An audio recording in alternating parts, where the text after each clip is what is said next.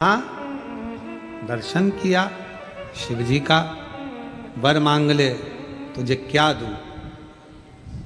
उसने कहा कुछ मत दो।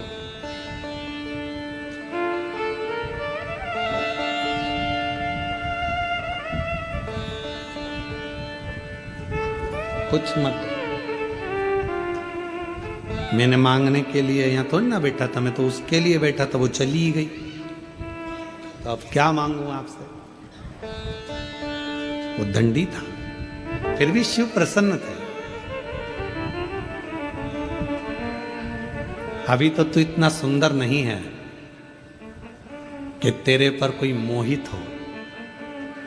मैं वर देता हूं तुझको। आज शिवरात्रि की रात्रि में तू मेरे मंदिर में बैठा इंतजार करा, भले स्त्री का करा, पर रात भर जागा है मेरे मंदिर के अंदर। अगला जन्म बड़ा सुंदर बनेगा, राजा के घर में तेरा जन्म होगा, राजकुमार होगा। अभी तू उस स्त्री के लिए रात भर जगा है, तेरे लिए स्त्री रात भर जगेगी। तू क्या चिंता कर, ना सुंदर बना दूंगा तेरे को, इतना सुंदर। समय आया, दुस्साह के प्राण छूटे, शिव के धाम गया। वहां से चित्रअंगद राजा का बेटा विचित्र वीर के रूप में, उसका जो चित्रअंगद का बेटा था वो विचित्र वीर है। उसको पूर्व का स्मरण था कि मैं एक चंडाल का पुत्र था और शिवजी ने मुझे दर्शन दिया था, शंकर भगवान ने मुझे वर दिया था। बड़ा सुंदर बना विचित्र वीर, इतना सुंदर कि जो उसको देखता वो उसके ऊपर लोभित हो जाए, लोभित हो जाए। हम पहले भी कहे, आज फिर कहते हैं आपको, यदि भगवान शंकर की आराधना आप कर रहे हो तो आपको ब्यूटी पार्लर जाने की जरूरत नहीं पड़ेगी। आप सुंदर होते चलेंगे, आपके चेहरे पर स्वयं चमक आती चली जाएगी, आपको कहीं नहीं जाना पड़ेगा, कहीं नहीं।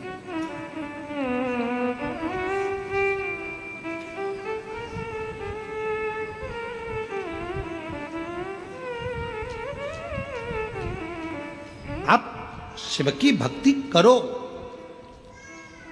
कोई आपको चाहे स्मरण करे ना करे, पर भगवान की भक्ति अविरल भक्ति होता है। कई बार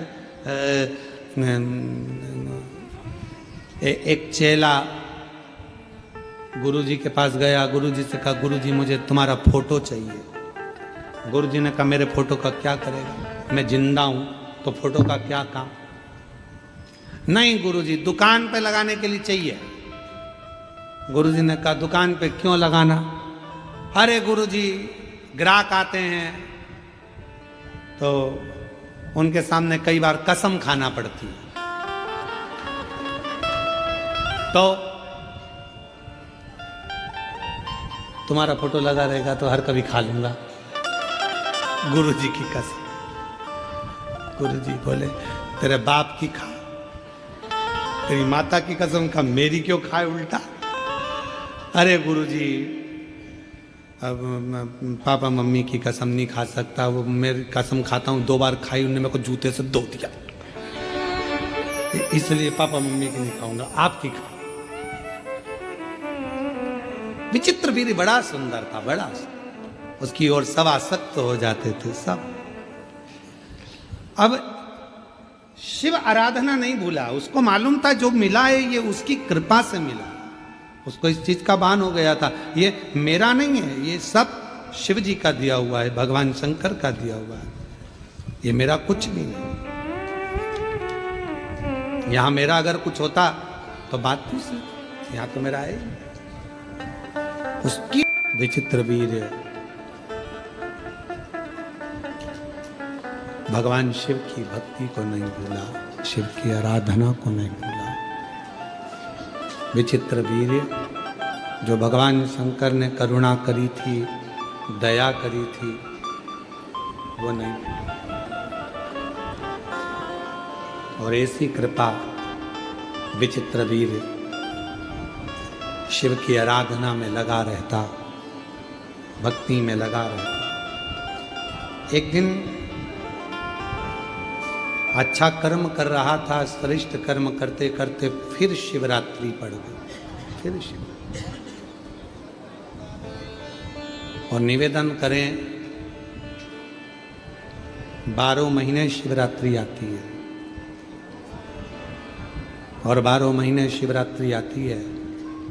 आप भूलवश भी, अनायास भी अगर यदि शंकर भगवान को एक लोटा जल समर्पित कर रहे हो, आपको याद है नहीं है, स्मरण में है नहीं है, पता नहीं, पर मेरा शिव, मेरा शंकर, मेरा उघड़दानी, मेरा त्रिकालदर्शी, मेरा कैलाशी, मेरा अविनाशी शंकर करुणा जरूर करता है, शिव कृपा जरूर। विचित्र वीर के प्राण छूटने का समय है। शंकर भगवान उसको दर्शन देने के लिए फिर पहुंच गए। पूछा,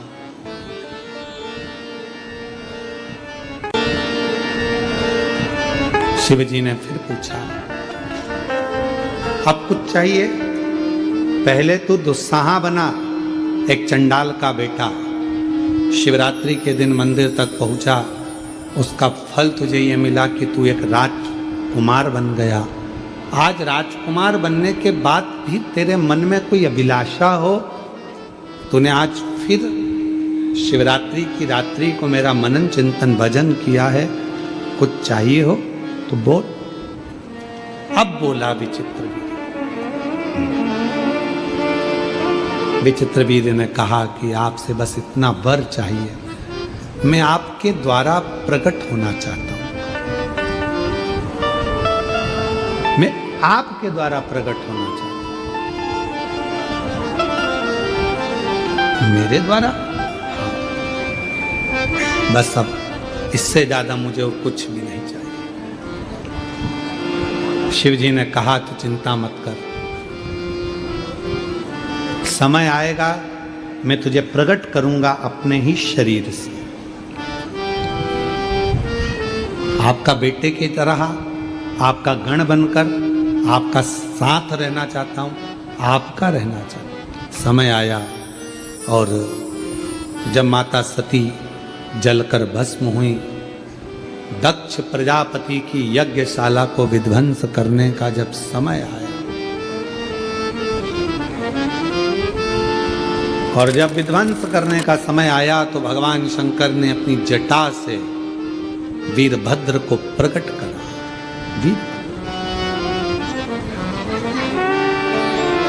ये जो विचित्र वीर है, यही ये दुस्साह बना, विचित्र वीर बना, फिर बाद में वही भगवान शंकर की जटा से प्रकट होकर वीरभद्र बन गया। वही शिव जी ने अपना गण बना लिया, शंकर भगवान ने उसको अपना बनाकर अपना स्वीकार कर लिया, अपने ये मेरा है। जाओ वीरभद्र, पूरी यज्ञशाला को विध्वंस कर दो। और वीरभद्र ने जाकर पूरी यज्ञशाला को विध्वंस किया।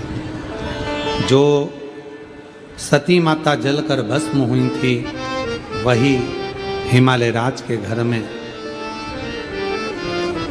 मैनावती जी के गर्भ से पार्वती के नाम से विख्यात हो। घोर तप माता पार्वती जी ने करा, और उस तप साधना से भगवान शिव उनको पति के रूप में मिले।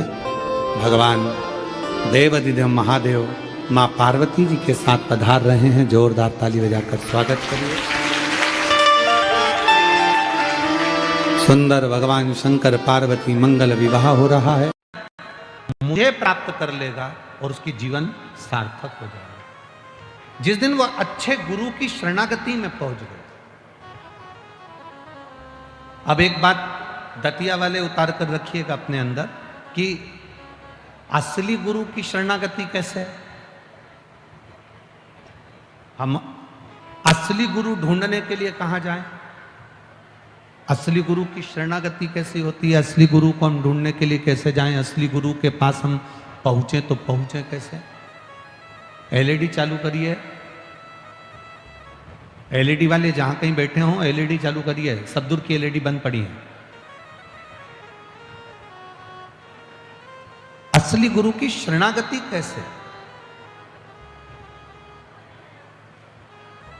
भगवान शिव ने कहा, पार्वती, असली गुरु से मतलब यह होता है कि जो आपको सतमार्ग की ओर लेकर जाए। असली गुरु वो नहीं होता कि आपको ये कह दे कि आप धनपति बन जाओ या करोड़पति बन जाओ या सत्तापति बन जाओ या वैभवपति बन जाओ, या आपके पास में बहुत सारा धन आ जाए, वैभव आ जाए, सत्ता आ जाए, दौलत आ जाए, धन आ जाए।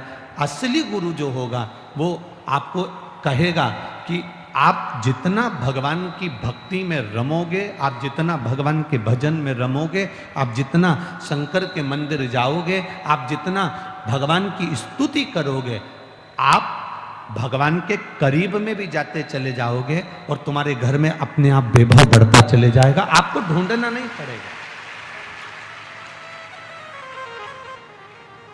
धन ढूंढने के लिए, पैसा ढूंढने के लिए, सत्ता ढूंढने के लिए, संपदा ढूंढने के लिए आपको कहीं जाने की जरूरत नहीं पड़ेगी।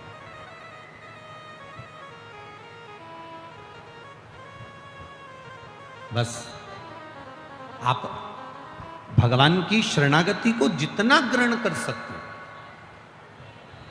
आज सोमवार के व्रत किस किस के हैं? बहुत सारों के। धर लो वापिस धर लो।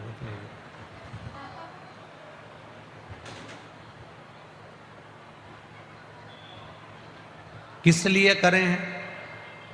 कि भगवान हमारा कोई कार्य सफल कर दे, उसके लिए ना। जब भी सोमवार के व्रत करना, जब भी भगवान शिव की आराधना करना, भगवान शंकर की पूजन करना, ये सोचकर मत करना कि भगवान हमको ये वैभव दे देगा या धन दे देगा या दौलत दे देगा या सत्ता दे देगा या धन दे देगा। व्रत करना तो ये सोचकर करना कि बाबा देवाधिदेव महादेव अपनी शरणागति देना, और एक बार तू मेरा हाथ पकड़ लेना। बस तूने पकड़ लिया तो जिंदगी में कभी डूबने वाली नहीं। बस तू पकड़ कर।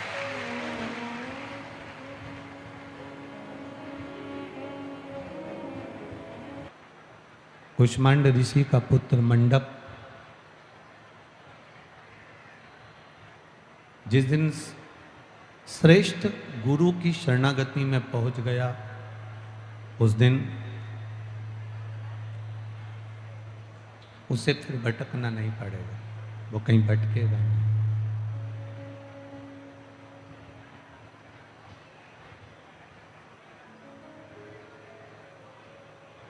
आज मंडप ने अपने मित्रों का साथ पकड़ा,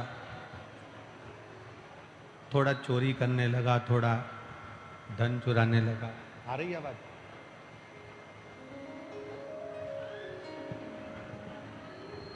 थोड़ा चोरी करने लगा, थोड़ा धन चुराने लगा।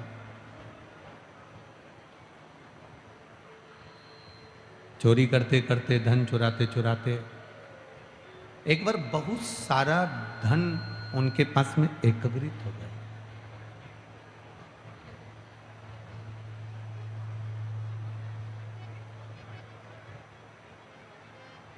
और जब बहुत सारा धन एकत्रित हुआ तो मित्रों ने मंडप को मार दिया। अधमरा छोड़कर उसको जमीन पर पटक कर चले गए। अब जरा शिव की कृपा देखिएगा, शंकर की करुणा देखिएगा। अधमरा छोड़कर आधा मरा हुआ जानकर उनको लगा कि मर गया, इसकी श्वास रुक गई है, ये प्राण त्याग दिए, प्राण छोड़ दिए और ये चला, ये मर गया।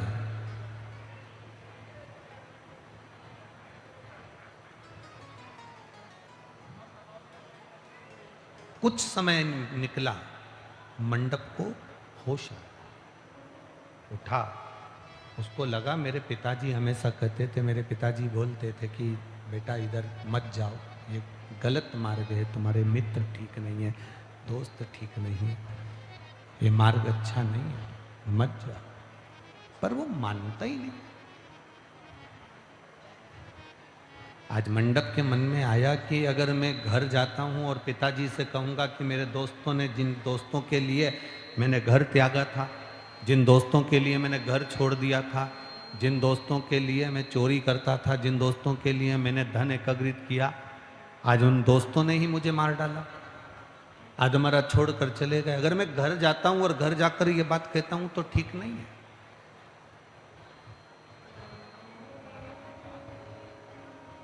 किस मुंह से हम घर जाएं? हम बेटियों से एक बात कहते आए, आज फिर इस दतिया की पावन धरा से कहना चाहें। मेरा बेटियों से निवेदन है, तुम्हारे घर में कितना भी झगड़ा हो जाए, तुम्हारे घर में कितनी भी लड़ाई हो जाए, आपस में कितना भी सास से, ससुर से, पति से, जेठानी से, देवरानी से कितना भी झगड़ा कर, पर निवेदन केवल इतना सा है कि अपने घर की देहली छोड़कर कभी कहीं मत जाओ, उस देहली के अंदर।